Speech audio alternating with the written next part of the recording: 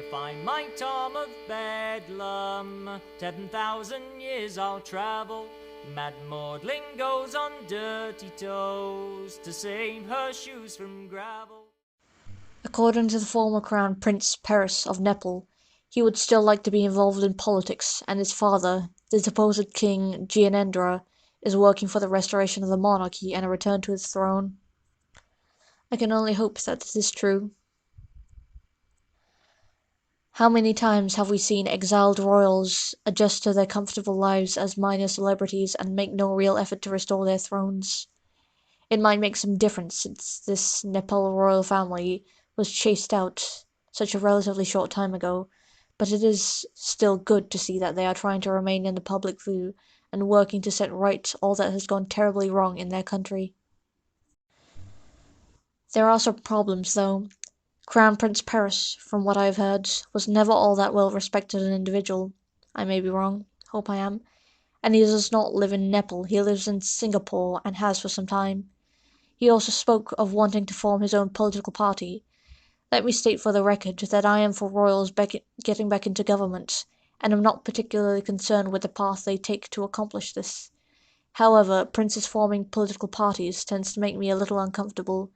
Confucius, I think, once said that a gentleman should have nothing to do with political parties, and despite all the momentary press coverage, the former Czar of Bulgaria, Simeon II, being elected prime minister as leader of his own party, did not bring about a restoration of the monarchy.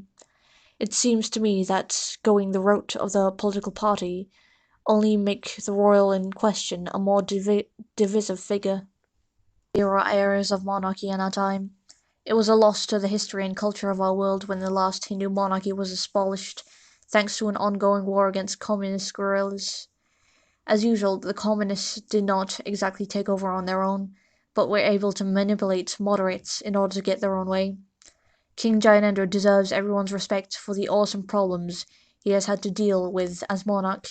He came to the throne in 2001. I remember sending out a special report for the RPA after the former Crown Prince Dipendra massacred the royal family before taking his own life.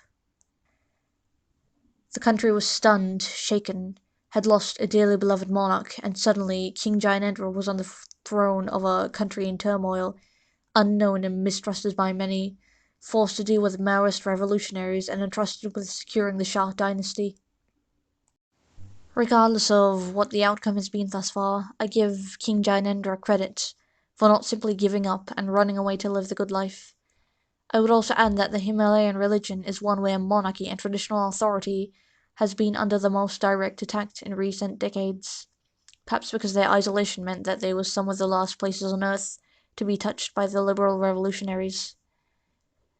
Dalai Lama was forced out of Tibet 50 years ago this last week. The King of Bhutan has begun to introduce democracy into his country, out of a misguided sense of modern benevolence. If it ain't broke, don't fix it. And then we had the bloodbath in Nepal and the overthrow of the monarchy by the communist revolutionaries. The West has ignored all these dangers, God knows why, but in the future events may become too critical to ignore.